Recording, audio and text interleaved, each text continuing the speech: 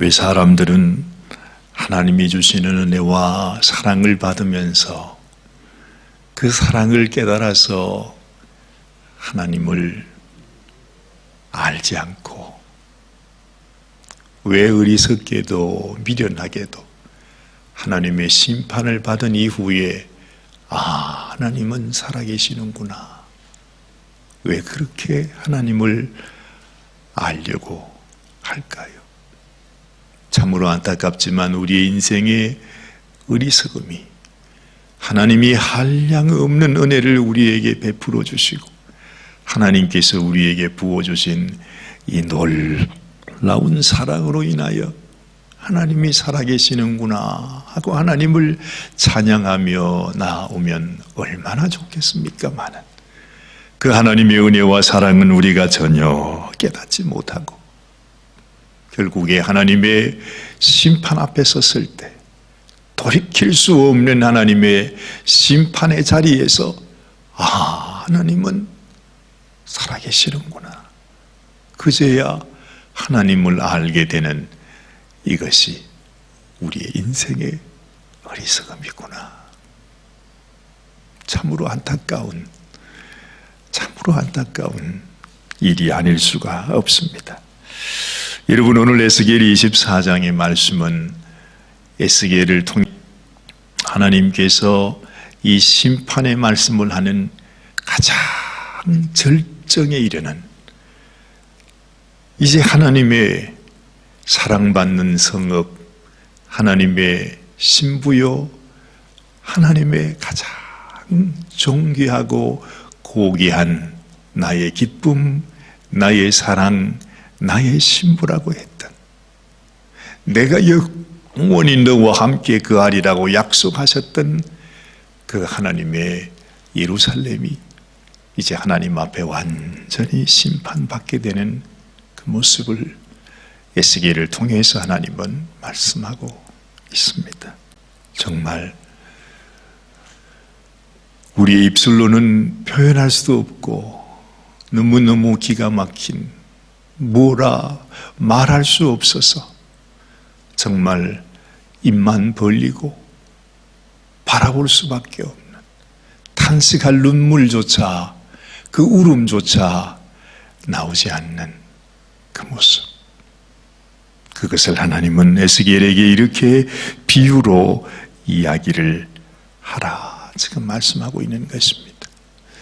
무슨 말이겠습니까? 역사적으로는 드디어 하나님이 에스겔을 통해서 그렇게 말씀하시고, 또한 예레미야를 통해서 너희가 하나님 말씀을 순종하라, 하나님의 살 길을 너희들이 순종해야 된다고 하는 그 하나님의 메시지를 끝까지 순종하지 않고 있다가 이제 정말로 그 바벨론이 예루살렘을 이제는 함락하기 위해서 예루살렘을 둘러싸고 한 사람도 예루살렘 성에서 빠져나가지 못하고 그 안에서 다 죽어갈 때까지 이제는 그 성을 마지막 멸망케 하는 그 모습을 지금 우리에게 보여주는 것입니다. 오늘 1절 말씀을 보면 제9년 10월 10일이라 이렇게 말씀합니다. 에스겔이 바벨론으로 끌려온 지 9년 10월 10일이라.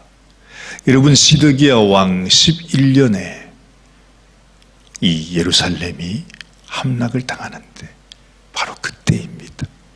이제 바벨론 군대가 예루살렘을 완전히 에워싸고 예루살렘 성 바깥에 다시 토성을 쌓아서 이제는 완전히 그 예루살렘을 함락하게 하는 바로 그때를 얘기하는 것입니다. 2절에 인자야 너는 날짜, 바로 오늘 이 날짜, 곧 오늘날을 기록하라. 바벨론 왕이 오늘날 예루살렘에 핍근하였느니라. 너는 이 패역한 족속에게 비유를 베풀어 이르기를 주 여호와의 말씀에 한 가마를 걸라 말씀하시죠.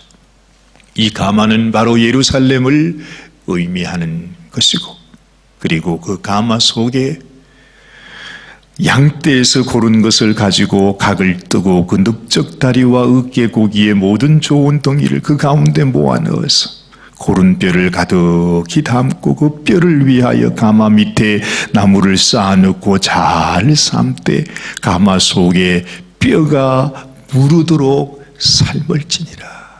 무엇을 표현하는 것입니까? 예루살렘이 이제는 그 바벨론에 의해서 완전히, 그야말로 가마솥에 들어있는 고기가 완전히 삶아지는 것처럼 그 예루살렘 성읍 속에 있는 모든 백성들이 그토록 멸망하게 될 것임을 말씀하고 있는 것이죠.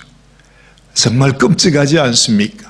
하나님께서 이런 비유의 말씀을 하실 때에 우리가 생각해도 정말 너무너무 끔찍한 그런 말씀이구나 하는 것을 생각하게 됩니다. 그런데 하나님은 또한 말씀하십니다. 이렇게 하나님께서 그 가마솥을 불을 떼 가지고 그 안에 있는 모든 고기들을 뼈가 무르도록 그렇게 삶고 삶아도 그 고기는 먹을 수 없는 고기라. 제비 뽑을 필요도 없이 그냥 꺼내서 버리게 된다 하는 것입니다. 자, 9절 말씀을 보십시오. 나 주 여호와가 말하노라. 화잇을 찐저 피를 흘린 성읍이여, 내가 또 나무 무더기를 크게 하리라. 이 나무 무더기를 크게 한다는 말이 무슨 말이에요? 바벨론 군사들이 더욱더 많이 와서 그 가마솥을 더 뜨겁게 그렇게 데울 것이라는 것입니다. 나무를 많이 쌓고 불을 피워 그 고기를 삶아 녹이고 국물을 졸이고 그 뼈를 데우고, 이것이 그 바벨론 군대에 의해서 고통당하는 그러한 모습을 가르쳐주고 있는 것입니다. 나무를 많이 쌓고 불을 피운다는 말은 끊임없이 바벨론의 군대들이 다 모여와서 정말 그 백성들을 살육하는 모습을 나타내는 것입니다. 고기를 삶아서 녹인다. 정말 그 백성들이 얼마나 큰 살육을 받게 되는지를 보여줍니다. 국물을 졸인다 하는 말은 무엇입니까?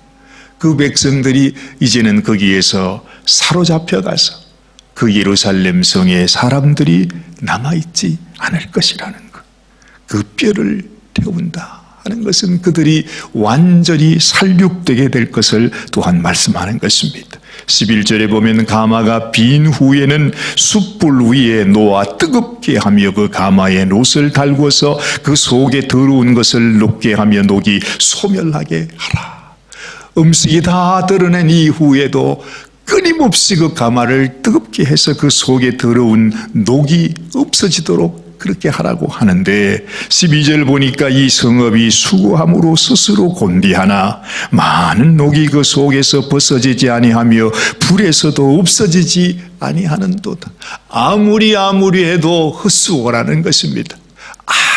아무리 그 불같은 하나님의 심판이 임하는데도 불구하고 그들 속에 있는 죄악이, 그 녹이 소멸되지 않는다, 그렇게 말하는 것이죠. 그 가운데서도 13절은 이렇게 말하지요. 너희의 더러운 중에 음란이 하나라. 내가 너를 정하게 하나 네가 정하여지지 아니하니 내가 네게 향한 분노를 풀기 전에는 네 더러움이 다시 정하여지지 아니하리라. 이 세상에 가장 무서운 것이 사랑하는 마음이 변하여 미움이 될 때, 내가 그토록 사랑했던 나의 사랑, 나의 여인, 나의 신부가 그 사랑을 배반하고 자신을 버리고 떠나갔을 때 그 사랑하는 사람의 마음, 그보다도 더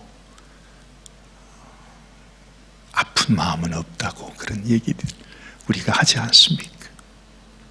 어찌 보면 이 하나님께서 이 말씀을 통해서 하나님의 심정을 우리에게 보여주시는 것입니다. 어떻게 하나님께서 이런 말씀을 하실까? 내가 너희를 삶아 죽여버리겠다고 하는 이런 말씀을 하시는 것은 그만큼 하나님의 마음이 그만큼 힘들고 고통스럽다 하는 것입니다.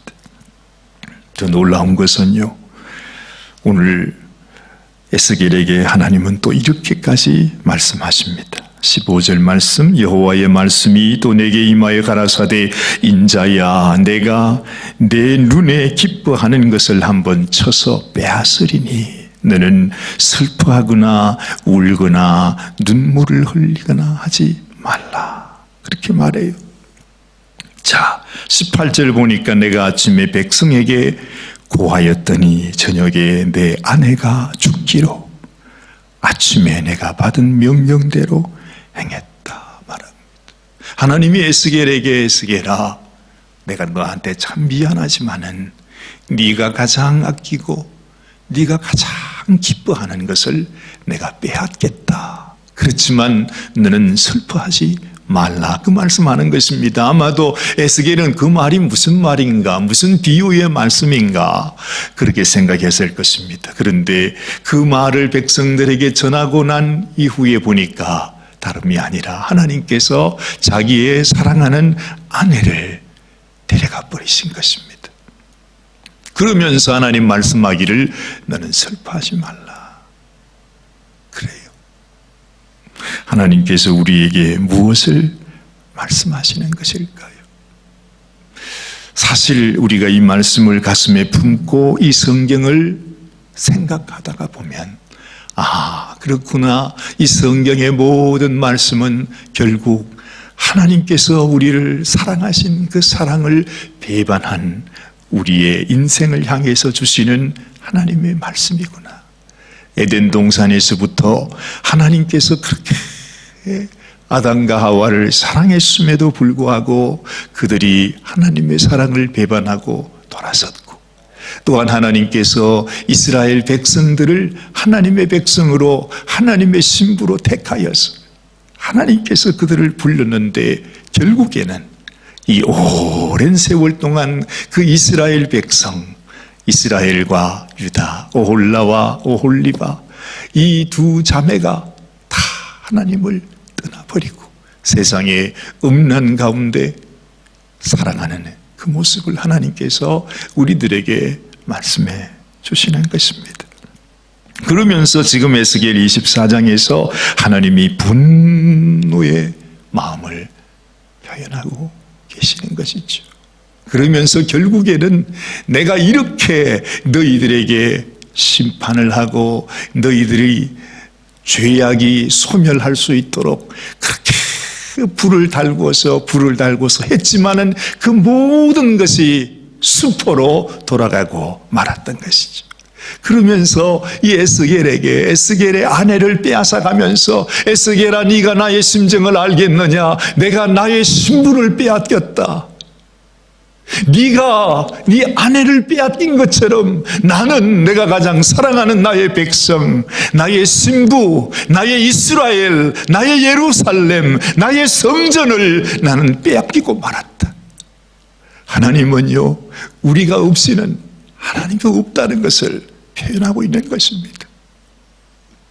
너희가 나를 떠나면, 내가 가장 사랑하는 나의 신부가 나를 떠나면 나도 살 수 없다는 것이죠. 그 하나님의 마음을 우리들에게 표현하고 계시는 것입니다. 결국에는 인간에게는 아무 소망이 없었습니다. 아무리 해도 그 어떤 것으로, 하나님의 말씀으로, 또한 하나님의 심판으로, 정말 하나님의 이 불심판으로 끝까지 해도 이 백성들이 하나님 앞에 돌아올 수 있는 길이 없다는 것이죠. 그래서 하나님께서 하나님의 가장 사랑하는, 하나님께서 정말로 하나님이 가장 사랑하는 자신의 성전을 무너지게 하고 말지 않습니까? 또한 에스겔의 아내를 하나님이 죽게 하시면서 너는 아느냐? 너는 아느냐? 이 백성을 살리기 위해서 오직 한 가지 방법은 내 사랑하는 내 아들을 죽일 수밖에 없다는 것. 이들을 향한 심판을 이들에게 부어서는 저들이 돌아올 수 없으니, 저들의 죄를 소멸할 수 없으니 결국에는 하나님께서 하나님의 아들을 대신 죽게 한다는 것입니다. 하나님의 심정, 우리를 향하신 하나님의 사랑을 완성하기 위해서, 우리를 이 죄악 가운데서 건져내기 위해서, 우리를 하나님의 정결한 신부로 만들기 위해서 결국에는 하나님께서 가장 사랑하는 당신의 아들을 죽여야만 하는 그 하나님의 심정을 사실은 오늘 에스겔서 24장을 통해서 말씀하는 것입니다. 그 하나님의 심정을 알지 못하고 우리는 하나님께 나갈 수 없어요. 그래서 에스겔에게 내가 미안하지만은 너의 가장 기뻐하는 것을 내가 빼앗겠다. 왜요? 에스겔아, 네가 내 마음을 알아야 하지 않겠느냐? 내 심정을 네가 알아야 되지 않겠느냐? 하나님께서 왜 아브라함에게 하나님이 그 100세에 준 그 아들을 하나님께서요, 원래는 그런 분이 아니잖아요. 그런데 아브라함에게 네 아들을 내게 번제로 바쳐라, 그 말씀을 하실까요? 그것은 바로 우리를 구원하기 위하여 하나님께서 자신의 하나밖에 없는 아들을 죽일 것을 바로 아브라함에게 알려주는 것입니다. 참 믿음이라고 하는 것은 우리를 향하신 하나님의 사랑이 이렇게 크고 깊다는 것, 자기 자신을 죽이기까지, 자기 자신보다 더 귀한 그 아들, 자신의 아들을 죽이기까지 우리를 사랑하신다고 하는 하나님의 마음, 그 마음을 하나님은 에스겔을 통해서 이렇게 표현하고 계시는구나 하는 것을 알게 되는 것입니다.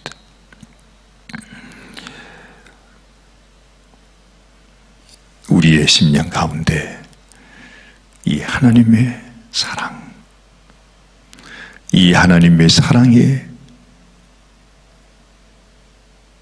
못 이겨서 이 하나님의 크신 사랑 앞에 하나님, 진실로 하나님은 살아계신 분이십니다. 진실로 하나님은 살아서 지금도 나를 원하시고 나와 함께 하시기를 원하시고 내 인생을 원하시고 나의 영원한 생명이 되시는 분이 하나님이십니다. 하나님, 이 고백이 우리들을 통해 하나님 앞에 고백되는 이것이 하나님께 올려드리는 우리의 참 믿음이구나 하는 것을 생각하게 되는 것입니다. 오늘도 우리의 마음속 깊은 곳에 우리를 향한 주님의 사랑을 우리 마음속에 생각하면서 하나님, 어리석은 이 백성들, 어리석은 우리의 마음들을 주님께서 불쌍히 여겨주시고 나를 향하신 하나님의 그 사랑을 지금이라도 내가 깨달아 알게 하여 주시옵소서. 기도하는 이 아침이 되시기를 바랍니다. 하나님 아버지, 참으로 우리를 향하신 하나님의 사랑, 하나님의 말로 표현할 수 없는 너무나 참으로 우리를 향하신 하나님의 그 마음을 우리가 어찌 알겠습니까? 그러나 주님, 참으로 에스겔 선지자를 통해서 우리들에게 이렇게 말씀해 주시는 주의 말씀 앞에 주님, 이제는 우리의 심령이 주님 앞에 나아가게 되기를 원합니다. 주님을 아는 자가 되기를 원합니다. 하나님이 주님의 마음을 아는 것이 곧 우리의 영생이라 하셨습니다. 주님의 마음과 합하여지는 것이 곧 우리의 생명이라 하셨습니다. 하나님, 참으로 우리를 위하여 당신의 아들을 멸하시고 심판하시기까지 우리를 사랑하신 하나님의 그 사랑 안에 살아가게 하여 주시옵소서. 믿음으로 하나님 앞에 주님, 우리가 주님을 사랑한다고, 우리가 주님이 얼마나 우리를 사랑하셨는지 우리가 이제는 알겠노라고, 우리도 주님을 더 사랑하기 원한다고 고백하는 저희들의 심령이 되게 하여 주시옵소서. 우리 주님 예수님의 귀하신 이름 의지하여 간절히 기도드리옵나이다. 아멘, 아멘.